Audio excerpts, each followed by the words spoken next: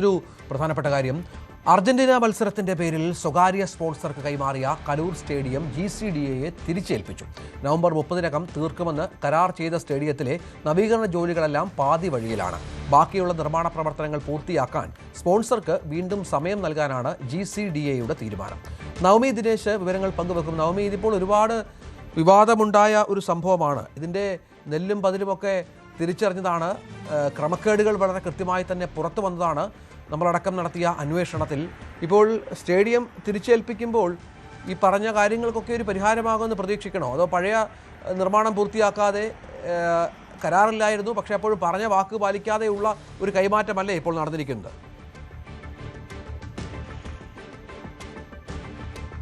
രജിത്ത്, ഇന്ന് നവംബർ 30 ഇന്നാണ് സ്റ്റേഡിയം GCDAയ്ക്ക് തിരികെ നൽകാമെന്ന സ്പോൺസർ ഏറ്റിരുന്നത്. അന്ന് അദ്ദേഹം നടത്തിയ പത്രസമ്മേളനം നമ്മൾ കേട്ടതാണ്. അതിൽ 70 കോടി രൂപ മുടക്കിയാണ് ഈ സ്റ്റേഡിയം പുനർനിർമ്മിക്കുന്നത്. ഈ 70 കോടിയുടെ എസ്റ്റിമേറ്റ് എങ്ങനെയാണ് വന്നത്, എന്തടിസ്ഥാനത്തിലാണ് 70 കോടി ഇവിടെ മുടക്കുന്നതെന്നൊക്കെ ചോദ്യത്തിന് അദ്ദേഹം പറഞ്ഞത് അത് എന്റെ പൈസയല്ലേ, അത് ഏത് തരത്തിലുള്ള എസ്റ്റിമേറ്റ് ആണ്, അല്ലെങ്കിൽ അതൊന്നും മാധ്യമങ്ങളെ ബോധിപ്പിക്കേണ്ട ആവശ്യമില്ല, ഒരു ലാഭവും പ്രതീക്ഷിക്കാതെ ഒരു സർവീസ്, ഒരു സേവനം എന്ന നിലയിൽ മാത്രമാണ് താൻ ഈ സ്റ്റേഡിയം നവീകരിക്കുന്നതിന് വേണ്ടി മുടക്കുന്നത്. അതോടൊപ്പം തന്നെ ഈ മെസ്സി വരും, അർജന്റീന വരും, അടുത്ത വിൻഡോയിൽ മാർച്ച് മാസത്തോടു കൂടിയായിരിക്കും മെസ്സി വരിക എന്ന് അദ്ദേഹം ആവർത്തിച്ച് പറയുന്നു. പക്ഷേ മെസ്സി വരുമോ ഇല്ലയോ എന്ന് ഇപ്പോഴും അറിയില്ല. ഞാനിപ്പോൾ നിൽക്കുന്നത് ഈ സ്റ്റേഡിയത്തിലാണ്, കലൂർ ജവഹർലാൽ നെഹ്റു സ്റ്റേഡിയത്തിലാണ്. നമുക്ക് ഈ ദൃശ്യങ്ങൾ കാണാം. ഇതാണ് നവംബർ 30 ആവുമ്പോൾ ഈ സ്റ്റേഡിയത്തിന്റെ അവസ്ഥ. പാർക്കിംഗ് ഏരിയ ആണ്. ഇവിടെ ഒരു വാഹനം പോലും പാർക്ക് ചെയ്യാൻ പറ്റാത്ത രീതിയിൽ കുത്തിക്കുഴിച്ചിട്ടിരിക്കുകയാണ്. പണികളെല്ലാം പാതി വഴിയിൽ അവസാനിപ്പിച്ചിരിക്കുന്ന മട്ടിലാണ്. ഈ JCB ഒക്കെ ഇവിടെ കിടക്കുന്നുണ്ട്, പണി പകുതിയിലാക്കി കിടക്കുന്നുണ്ട്. ജോലിക്കാർ ഇവിടെ തൊട്ടടുത്ത് തന്നെ ഷെഡ് കെട്ടി അവരിവിടെ താമസിക്കുന്നുണ്ട്. അത് മാത്രമല്ല, ഈ സ്റ്റേഡിയത്തിലേക്ക് കടക്കുമ്പോഴുള്ള കവാടത്തിന്റെ പണി പാതി വഴിയിലാണ്. ഈ ചെടികൾ നിൽക്കുന്നതിന് ചുറ്റുമുള്ള ഇരിപ്പിടം അത് പാതി വഴിയിലാണ്. അങ്ങനെ എല്ലാ പണികളും പാതി വഴിയിലാണ്. ഈ സ്റ്റേഡിയത്തിന് പുറത്തുള്ള പണികളെല്ലാം ഇങ്ങനെ പാതി വഴിയിലാണ്. നമുക്ക് ആ ദൃശ്യങ്ങൾ തന്നെ ഇത് വ്യക്തമാകും. നവംബർ 30-ന് പണിയെല്ലാം പൂർത്തിയാക്കി GCDAയ്ക്ക് കൈമാറും. അതിനുശേഷം തന്നെ ക്രൂശിച്ചോളൂ, വിമർശിച്ചോളൂ എന്നൊക്കെയാണ് ഇതിന്റെ സ്പോൺസർ വ്യക്തമാക്കിയത്. എന്തായാലും പണി പൂർത്തിയായില്ല എന്നത് ഈ ദൃശ്യങ്ങളിൽ നിന്ന് തന്നെ നമുക്ക് വളരെ ദൃശ്യങ്ങളൊന്ന് കാണിക്കാൻ പറയണം നവമി. കാരണം പണി പൂർത്തിയാക്കാത്ത സ്റ്റേഡിയത്തിന്റെ ദൃശ്യങ്ങളാണ് ഇപ്പോൾ പ്രേക്ഷകർ കണ്ടുകൊണ്ടിരിക്കുന്നത്. നവമിയിലേക്ക് വരാം. ദീപ്തി മേരി വർഗീസ്, കോൺഗ്രസ് നേതാവ്, ടെലിഫോൺ ലൈനുണ്ട്. ദീപ്തി, ഈ വിഷയം വലിയ സജീവമായി ചർച്ചയായതാണ്. ഇപ്പോൾ പാതി പോലും പണി പൂർത്തിയാകാത്ത സ്റ്റേഡിയം തിരിച്ചു വാങ്ങാൻ തയ്യാറായിരിക്കുകയാണ് GCDA. ഞങ്ങളിത് ആദ്യം തന്നെ ഈ കാര്യങ്ങൾ പറഞ്ഞതാണല്ലോ. അവിടെ ഈ പണി തുടങ്ങുമ്പോൾ തന്നെ, GCDAയിൽ ഇത്തരത്തിലുള്ള ഒരു പണി തുടങ്ങുമ്പോൾ തന്നെ ഇത് സ്പോൺസറെ ഏൽപ്പിച്ചു എന്ന് പറയുന്ന ആദ്യഘട്ടത്തിൽ തന്നെ ഇതെങ്ങനെയാണ് ഒരു സ്പോൺസറെ ഏൽപ്പിച്ചത്? ഇത്രയും പ്രധാനപ്പെട്ട ഒരു സ്റ്റേഡിയം, കേരളത്തിലെ തന്നെ ഇന്ത്യയിലെ തന്നെ പ്രധാനപ്പെട്ട ഒരു സ്റ്റേഡിയത്തിന് പണി ചെയ്യാനായി ഒരു സ്പോൺസറെ ഏൽപ്പിച്ചു എന്ന് പറയുമ്പോൾ അതിന് നിയമപരമായി ചെയ്യേണ്ട ചില കാര്യങ്ങളുണ്ടായിരുന്നു. ടെൻഡർ വിളിച്ചാണോ ചെയ്തത്? അത്തരം കാര്യങ്ങൾ തന്നെ വീഴ്ച വന്നിരിക്കുന്നു. അത്തരം കാര്യങ്ങൾ തന്നെ സുതാര്യമായിട്ടല്ല ചെയ്തിരിക്കുന്നത്. സർക്കാരിന് ഇഷ്ടപ്പെട്ട ഒരാൾക്ക്, ഒരു സ്പോൺസർക്ക് ഈ സ്റ്റേഡിയം എടുത്ത് അമ്മാനമാടാൻ കൊടുത്തു എന്നുള്ളതാണ് ആദ്യത്തെ തെറ്റ്.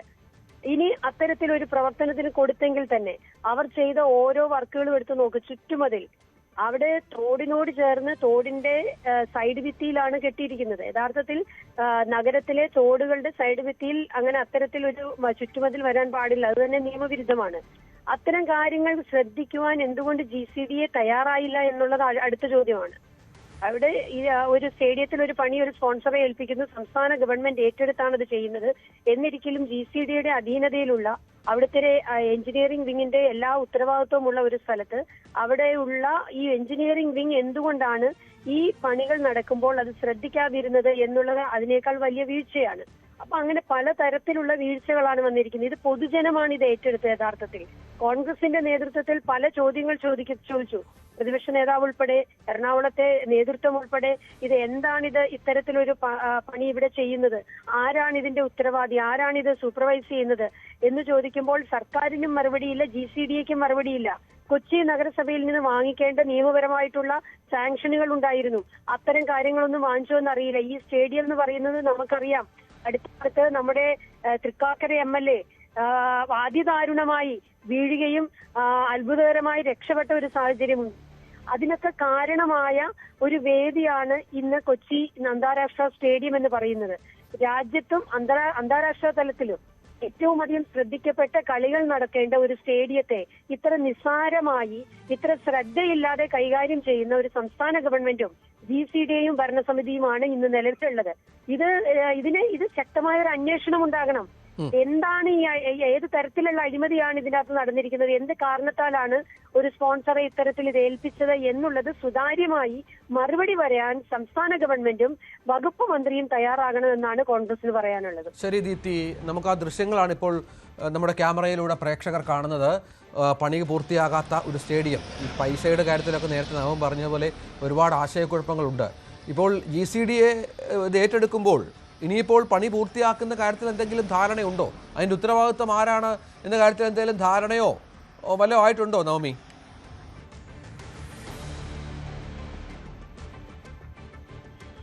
രഞ്ജിത്ത്, അതിലിപ്പോഴും ഒരു കൃത്യത വന്നിട്ടില്ല. പക്ഷേ GCDയെ ചെയർമാൻ വ്യക്തമാക്കുന്നത് ഇതിൽ ബാക്കിയുള്ള പണികൾ, അതായത് ഇനി എന്തൊക്കെയാണ് പൂർത്തിയാകാനുള്ളതെന്ന് പരിശോധിക്കും. അത് GCDയുടെ എഞ്ചിനീയർമാർ വന്ന് പരിശോധിക്കും. ആ പരിശോധിച്ചതിന് ശേഷം ഈ സ്പോൺസർക്ക് തന്നെ ഈ സ്റ്റേഡിയം തിരികെ നൽകും, ബാക്കി പണികൾ പൂർത്തിയാക്കുന്നതിനു വേണ്ടി. ഒപ്പം GCDയെ കൂടി കാശ് മുടക്കിയായിരിക്കും തുടർന്നുള്ള പണികൾ നടത്തുക എന്നാണ് GCDA ചെയർമാൻ ചന്ദ്രപിള്ള വ്യക്തമാക്കിയത്. പക്ഷെ അത് ഇനി എന്നായിരിക്കും ആ പണികൾ തുടങ്ങുക? ഇത് എത്ര കോടി രൂപ, 70 കോടി രൂപ മുടക്കിയാണ് ഈ സ്റ്റേഡിയം നവീകരിക്കുക എന്നതാണ് സ്പോൺസർ പറഞ്ഞിരിക്കുന്നത്. പക്ഷെ എത്ര കോടി രൂപയായി ഇത്രയും ചിലവാക്കി, അല്ലെങ്കിൽ ഇത്രയും പണികൾ പാതി വഴിയിൽ നിർത്തിയതിന് എത്ര കോടിയായി? ഇനി എത്ര കോടിയാണ് GCDയുടെ ഭാഗത്തു നിന്നും വരേണ്ടത്? അങ്ങനെയുള്ള മിക്ക ഭാഗവും പൊളിക്കുകയായിരുന്നല്ലേ? പൊളിച്ചതിന് ശേഷമാണ് ഇത് പൂർത്തിയാക്കാതെ, അത്യാവശ്യം കുഴപ്പമില്ലാതെ കിടന്നൊരു സ്ഥലം പൊളിച്ചടിക്കുന്നതിന് ശേഷമാണ് ഇത് പൂർത്തിയാക്കാതെ അവർ കൈമാറുന്നത്. അത് ചോദിക്കാനും പറയാനൊന്നും GCDക്ക് സാധിക്കുന്നുമില്ല. പെയിന്റ് അടക്കം മാറ്റുന്നതാണ് കേൾക്കുന്നത്. അതെ, കൃത്യമായിട്ടുള്ളൊരു കരാറില്ല എന്നുള്ളതാണ് ഏറ്റവും പ്രധാനപ്പെട്ട കാര്യം. അത് തുടക്കം മുതൽ തന്നെ മാധ്യമങ്ങൾ ചൂണ്ടിക്കാട്ടുന്നുണ്ട്. പക്ഷെ അതിന് പിന്നിൽ ഒരു ഗൂഢാലോചനയാണ് മാധ്യമങ്ങൾ നടത്തുന്നതെന്നൊരു വാദമായിരുന്നു സ്പോൺസർ തുടക്കം മുതൽ പറയുന്നത്. കൃത്യമായിട്ടുള്ളൊരു കരാറില്ല, എത്ര കോടിയാണ് ഇതിന് മുടക്കുന്നത്, എന്തൊക്കെ പണികളാണ് ഈ സ്പോൺസർ ഇവിടെ ചെയ്യാൻ പോകുന്നത്, എത്ര ദിവസത്തിനുള്ളിൽ ഇത് പൂർത്തിയാക്കും എന്ന ഒരു ചോദ്യങ്ങൾക്കും ഉത്തരമില്ല. ഒരു കരാറില്ല എന്നുള്ളത് ഏറ്റവും പ്രധാനപ്പെട്ട വീഴ്ചയാണ് GCDയുടെ ഭാഗത്തു നിന്നും ഉണ്ടായത്. പക്ഷെ GCDA പറയുന്നത് നവംബർ 30-ാം തീയതി ഇത് പൂർത്തിയാക്കി കൈമാറുമെന്ന്. പക്ഷേ നമ്മൾ ദൃശ്യങ്ങൾ കാണുമ്പോൾ മനസ്സിലാകും എത്രമാത്രം ഇതിന്റെ പണികൾ പൂർത്തിയാക്കിയെന്നത്. ആ കാണുന്ന മതിലിന്റെ നിർമ്മാണവുമായി ബന്ധപ്പെട്ടാണ് വലിയ വിവാദമുണ്ടായത്. ഇത് തോട്, അതായത് കാന വൃത്തിയാക്കാൻ പറ്റാത്ത രീതിയിൽ കാന അടച്ചുള്ള മതിൽ നിർമ്മാണമാണ്. അത് പിന്നീട് കോൺഗ്രസ് അടക്കം വലിയ പ്രതിഷേധം ഉണ്ടായതിനെ തുടർന്ന്, ഇവിടെ വന്ന് പരിശോധന നടത്തിയതിനെ തുടർന്ന് ഇത് താൽക്കാലികമായി നിർത്തിവെക്കുവാനായിട്ടുള്ളൊരു സ്റ്റോപ്പ് മെമ്മോ നൽകിയിരുന്നു. പക്ഷെ ആ സ്റ്റോപ്പ് മെമ്മോ നൽകിയെങ്കിൽ പോലും ഇനി എന്താണ് ഈ മതിലിന്റെ അവസ്ഥ? ഈ മതിലിനി പൂർത്തിയാക്കാൻ പറ്റുമോ, അല്ലെങ്കിൽ ഇത്രയും ചെയ്ത പണികൾ ഇടിച്ചു കളയണമോ? അതിലൊന്നും ഒരു വ്യക്തത വന്നിട്ടില്ല. മരങ്ങളൊക്കെ പലതും മുറിച്ചിട്ടിട്ടുണ്ട്. അതെല്ലാം ഇവിടെ തന്നെയാണ്. ആളുകൾക്ക് ഒരു സ്വസ്ഥമായി പോയി വരാൻ പറ്റുന്ന ഒരു സാഹചര്യമാണോ ഈ സ്റ്റേഡിയത്തിനുള്ളതെന്ന് ചോദിച്ചാൽ അല്ല എന്ന് തന്നെ നമുക്ക് പറയേണ്ടി വരും. പക്ഷേ അന്താരാഷ്ട്ര നിലവാരത്തിൽ, ഫിഫയുടെ അംഗീകാരത്തോടു കൂടിയുള്ള അന്താരാഷ്ട്ര നിലവാരത്തിലേക്ക് ഉയർത്തേണ്ട സ്റ്റേഡിയത്തിന്റെ അവസ്ഥ ഇതാണെങ്കിൽ എന്താണ് ഈ നാട്ടുകാർ പറയേണ്ടത്? അല്ലെങ്കിൽ എന്തിനായിരുന്നു ഇത്രയും പ്രഹസനം ഈ സ്പോൺസർ കാട്ടിക്കൂട്ടിയതെന്ന ചോദ്യമാണ് ഇപ്പോഴും ബാക്കിയാകുന്നത്. ഈ കവാടത്തിന്റെ പണികളൊക്കെ ഇപ്പോഴും ബാക്കിയായി തന്നെ നിൽക്കുന്നുണ്ട്. ഇവിടെ ആളുകൾക്ക് വാഹനങ്ങൾ പാർക്ക് ചെയ്യാൻ പറ്റുന്നില്ല, റോഡ് സൈഡിലാണ് പാർക്ക് ചെയ്യുന്നത്. അത് സ്വാഭാവികമായും റോഡിൽ കൂടിയുള്ള ഈ കാൽനട യാത്രക്കാർക്ക് നടക്കാൻ ബുദ്ധിമുട്ടാകും, മറ്റ് വാഹനങ്ങൾ പോയി വരുന്നതിന് ബുദ്ധിമുട്ടാകും. അങ്ങനെ ചുരുക്കി പറഞ്ഞാൽ ഈ സ്റ്റേഡിയത്തിന്റെ അവസ്ഥ കൂടുതൽ മോശമായി എന്ന് തന്നെ പറയാം. നമുക്കറിയാം ഉമാ തോമസ് MLA വീണ് പരിക്കേറ്റ സംഭവം, ഗുരുതരമായി പരിക്കേറ്റിരുന്നു. അന്ന് സ്റ്റേഡിയത്തിന്റെ അവസ്ഥ എന്തായിരുന്നു? അത് മാറ്റം വരുത്തണമെന്നായിരുന്നു സ്പോൺസർ പറഞ്ഞത്. പക്ഷേ അതിന് വലിയ മാറ്റമൊന്നും വരാതെ പണികളെല്ലാം പാതി വഴിയിലിട്ട് അവസാനിപ്പിച്ച് GCDക്ക് കൈമാറിയിരിക്കുകയാണ് സ്പോൺസർ. ഇനി എന്ത് ധാരണയാണ്? ഇനിയെങ്കിലും ഒരു കരാറിലൂടെ ഈ പണികൾ പൂർത്തിയാക്കി പുതിയൊരു അന്താരാഷ്ട്ര നിലവാരത്തിലേക്ക് ഈ സ്റ്റേഡിയം എത്തുമോ എന്നതാണ് നോക്കി കാണേണ്ടത്. GCDA ചെയർമാൻ ഔദ്യോഗികമായിട്ടുള്ളൊരു പ്രതികരണം ഇപ്പോഴും നടത്തിയിട്ടില്ല. അത് നമ്മൾ പ്രതീക്ഷിക്കുകയാണ്. ഇനി GCDയുടെ ഭാഗത്തു നിന്നും എത്ര കോടി രൂപ മുടക്കിയാലായിരിക്കും ഈ പണി ബാക്കിയാകേണ്ടത് എന്നും ഇനി അറിയേണ്ടിയിരിക്കുന്നു. എന്തായാലും ഇത് സ്പോൺസറും ഇതിൽ ഇപ്പോഴും പ്രതികരണം തന്നിട്ടില്ല.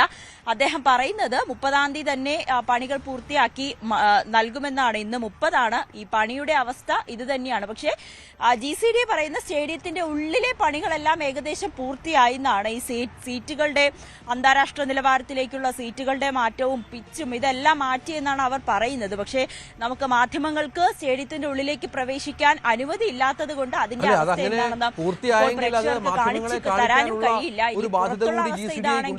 ഉള്ളിലെന്താ പൂർത്തിയായെന്ന് ആത്മവിശ്വാസത്തോടെ പറയുന്നവർ അത് പൊതുജനങ്ങളെ കാണിക്കാനും തയ്യാറാവണം. ഒരുപക്ഷെ അവിടുത്തെ അവസ്ഥ ഇത് തന്നെ ആയിരിക്കും. അതുകൊണ്ടായിരിക്കും ഇവരൊക്കെ അത് മറച്ചു വെക്കുന്നത്. മാധ്യമങ്ങൾക്ക് എന്താ സ്റ്റേഡിയത്തിൽ കയറിയാൽ എന്താ പ്രശ്നം?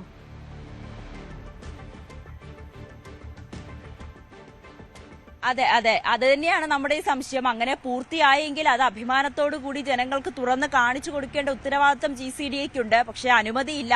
അത് പൂർത്തിയായെന്ന് വാക്കാൽ മാത്രമാണ് GCDA ചെയർമാൻ പറയുന്നത്. നമുക്ക് കാത്തിരിക്കാം, ഉള്ളിലേക്ക് പ്രവേശനം നൽകുമോ അല്ലെങ്കിൽ മാധ്യമങ്ങളെ സ്റ്റേഡിയത്തിന്റെ ഈ അന്താരാഷ്ട്ര നിലവാരം കാണിച്ചു തരുന്നതിന് വേണ്ടി അകത്തേക്ക് പ്രവേശിപ്പിക്കുമോ എന്ന് നമുക്ക് കാത്തിരുന്ന് കാണാം. പുറത്തെ അന്താരാഷ്ട്ര നിലവാരം എന്താണെന്ന് നമ്മളിപ്പോൾ കണ്ടു. ഇനി എന്താണ് ഇതിന്റെ ഭാവി എന്നുള്ളതാണ് ഏറ്റവും പ്രധാനപ്പെട്ട കാര്യം.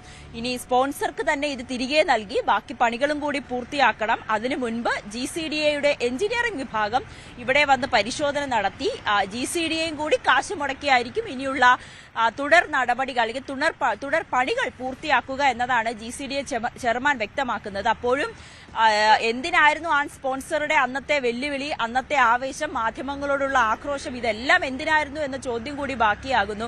തുടക്കം മുതൽ തന്നെ അടിമുടി ദുരൂഹതയായിരുന്നു ഈ GCDAയിൽ അല്ലെങ്കിൽ ഈ സ്റ്റേഡിയത്തിൽ. മെസ്സി വരുന്നതുമായി ബന്ധപ്പെട്ട് മെസ്സി വരുന്നു എന്ന് പറയുന്നു, മെസ്സി വരില്ല എന്ന് പറയുന്നു, സ്റ്റേഡിയം അന്താരാഷ്ട്ര നിലവാരത്തിലേക്ക് മാറ്റുന്നു. അതിന് ആരാണ് ഈ സ്പോൺസർക്ക് അനുമതി നൽകിയത്, എന്ത് കരാറിന്റെ അടിസ്ഥാനത്തിലാണെന്ന് പ്രതിപക്ഷമടക്കം ആവർത്തിച്ച് ചോദിക്കുമ്പോഴും GCDA പറയുന്നത് അത് ഒരു കരാറുണ്ട് അല്ലെങ്കിൽ മന്ത്രിയുടെ നിർദ്ദേശപ്രകാരമാണ് ഇത് കൈമാറിയതെന്ന്, 30-ാം തീയതി ഇത് തിരികെ നൽകുമെന്നൊക്കെ പറയുന്നുണ്ടെങ്കിൽ പോലും 30-ാം തീയതി അവസ്ഥ ഇതാണ്. ഇനി എന്താണ് GCDA അടുത്ത നടപടിയായി എടുക്കുക എന്നതാണ് ഉറ്റുനോക്കുന്നത്. സ്പോൺസർ ആണെങ്കിൽ ഈ വിഷയത്തിൽ ഇനി പ്രതികരണങ്ങളൊന്നും ഇതുവരെയും തയ്യാറായി നൽകിയിട്ടില്ല. ഇനി വരും മണിക്കൂറുകളിലൊക്കെ ഒരു മാധ്യമങ്ങളെ കണ്ട് ഇതിന്റെ തുടർ നടപടികൾ ഏത് വിധത്തിലാകുമോ എന്ന് മറുപടി നൽകുമോ എന്ന് കൂടിയാണ് നമ്മൾ പ്രതീക്ഷിക്കുന്നത്. രഞ്ജിത്ത്, അതാണ് സാഹചര്യം. ഏതായാലും സ്റ്റേഡിയം നിർമ്മാണം പാതി വഴിയിലാണ്.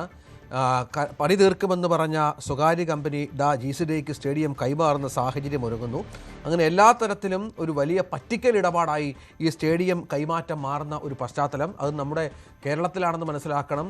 വെള്ളരിക്കാപട്ടണമാണോ ഇത് എന്ന ചോദ്യം ഉയരുന്ന രീതിയിലാണ് ഇപ്പോൾ കാര്യങ്ങൾ മുന്നോട്ട് കൊണ്ടുപോകുന്നത്. ഒരു കരാറുമില്ലാതെ ഒരു സ്റ്റേഡിയം കൈമാറുന്നു. ഇപ്പോൾ പാതി വഴിയിലാക്കി അത് തിരിച്ചു കൊടുക്കുന്നു. ഇനിയിപ്പോൾ പണം മുടക്കേണ്ടത് പൊതുജനത്തിൻ്റെ പണം ഉപയോഗിച്ച് അത് നവീകരിക്കേണ്ട ചുമതല GCDAയ്ക്കും. നവമി ദിനേശാണ് വിവരങ്ങൾ പങ്കുവച്ചത്. ഇനി